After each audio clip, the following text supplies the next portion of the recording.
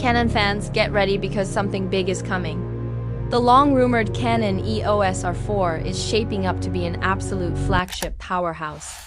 And if rumor energy alone could ship cameras, we'd already have couriers racing boxes from Tokyo to New York. The mirrorless arms race has never been hotter.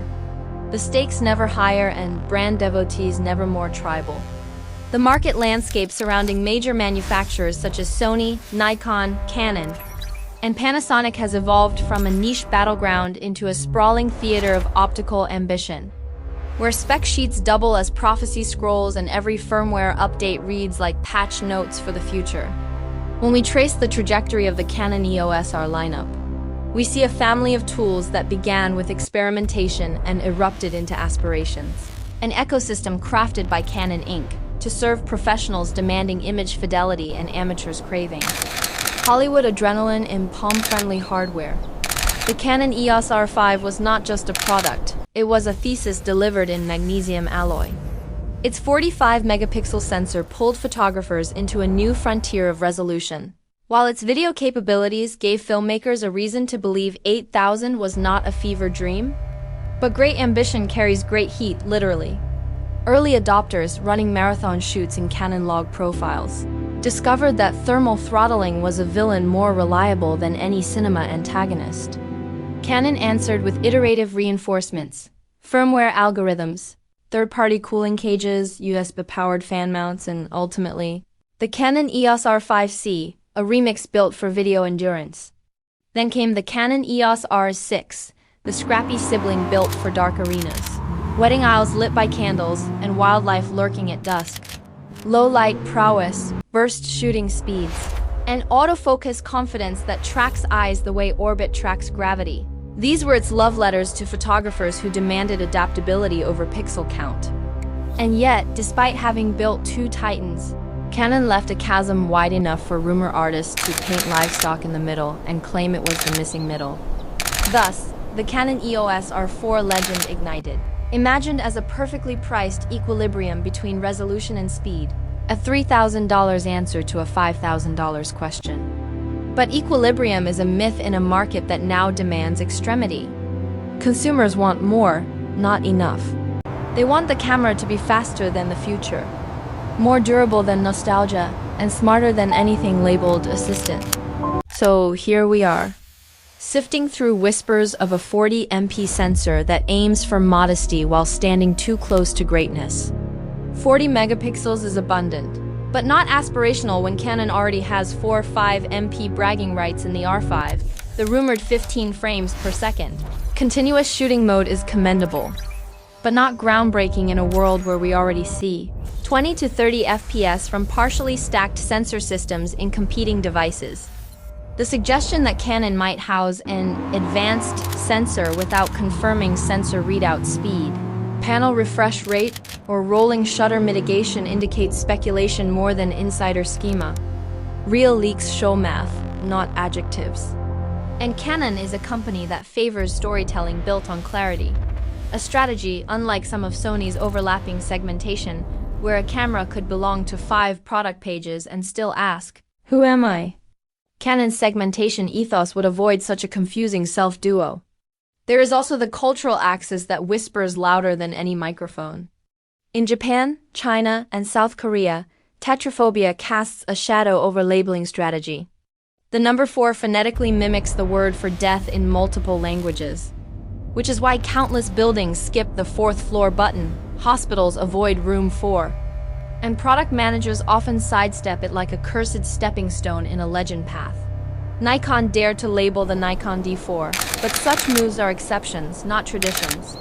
Canon, historically a brand that avoids risky internal cannibalization and often favors sequential odd-number branding leaps, might very well bypass the R4 idea altogether if it decides the mythology deserves a smarter rebirth. Let's talk about the processor rumors, because this is where real transformation lives.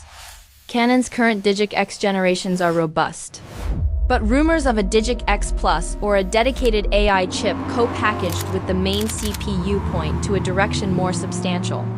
A system-on-chip approach similar in philosophy to Apple's AIM architecture seen in the MacBook Pro 2021. Apple's M1 integrated GPU cores, neural engines, and 4K, 8K hardware encoders onto a single die, reducing latency, increasing task efficiency, and moving the OS from thinking to reacting.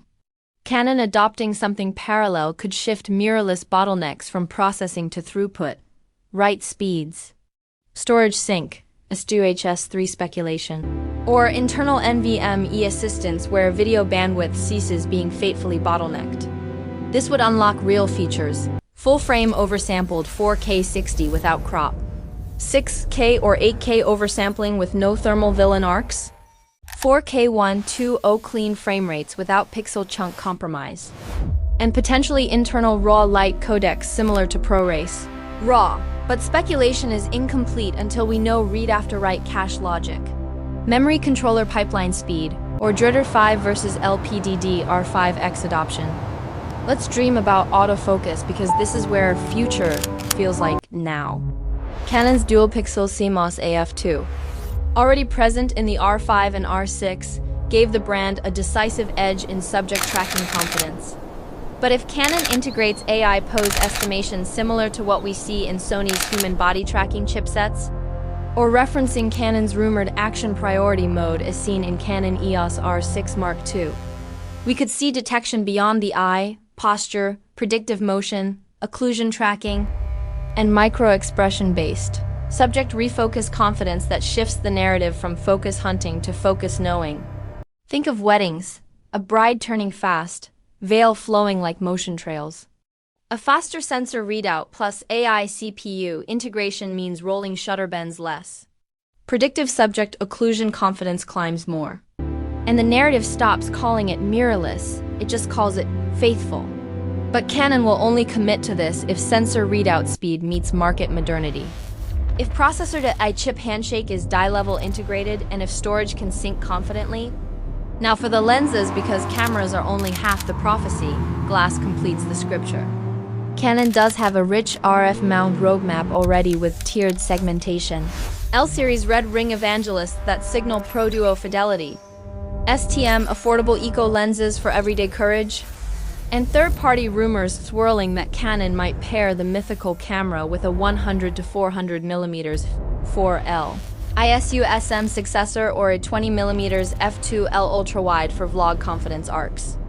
A 100 to 400 mm focal range is the dream for wildlife or sports shooters and would likely be a stable companion if Canon ensures the camera actually sits well with action priority low. Shutter or gimbal-less stabilization by IBIS improvements. Canon's IBIS improvements already seen in the R5 and Canon EOS R7 emphasize floating. Sensor shift gimbal logic, so a properly tuned 5-axis stabilization. Stack would give the lens cooperation effect that frames dynamic. Motion less like blood pressure spikes and more like cinematic destiny. Arcs where wildlife panning shots preserve horizon-level serenity. Video shooters will not only want frame rates and resolution, they'll want sound infrastructure. Rumors might expect 32-bit float audio internal micro-record engines, similar to Zoom F3 or Tentacle Sync Track E. But unless Canon includes internal preamps more robust, physical XLR expansion via hot shoe clamp, or on-camera wireless 32-bit modules that rival DJI Mic 2 clip audio integration. Audio will remain external architecture mythology, and mythically bridging a heat dissipation redesign might call for a vapor chamber or heat pipe system, similar to what we saw rumored around gaming consoles or premium smartphones.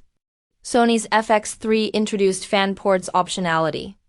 Panasonic Lumix GH6 introduced heat sinks larger than modesty.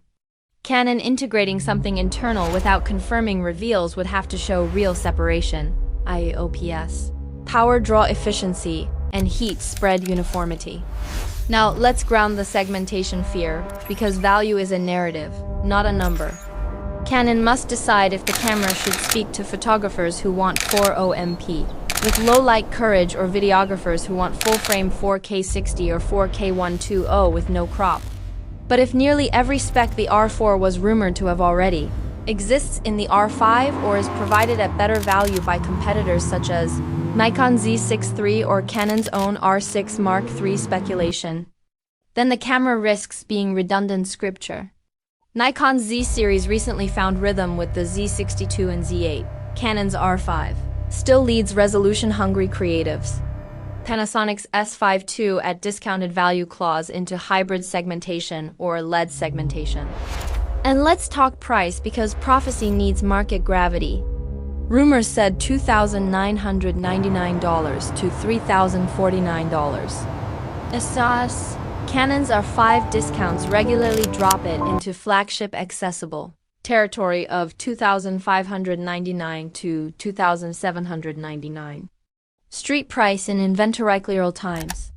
Nikon Z6 Mark III sits around $2,496 to $2,599. US retail on partial stack technologies. Panasonic S5 II is $1,597 on discounted band. GH7 sits near $1,797. If the hypothetical R4 landed at $3,000, it would stand too close to Sony's A75 rumor competitor or Canon's R5 discounts, making the segmentation more myth than mandate. And segmentation is only powerful when clarity lives at room temperature, not overlapping arc temperature. The R5 dominates high-resolution photography and intense video ambition. The R6 models dominate low-light and burst shooter territory. Cameras labeled middle ground die in a duopoly era. Market evidence shows this. The camera buying community has reached maturity. They want category kings, not category bridges. And let's talk certifications because real releases leave footprints.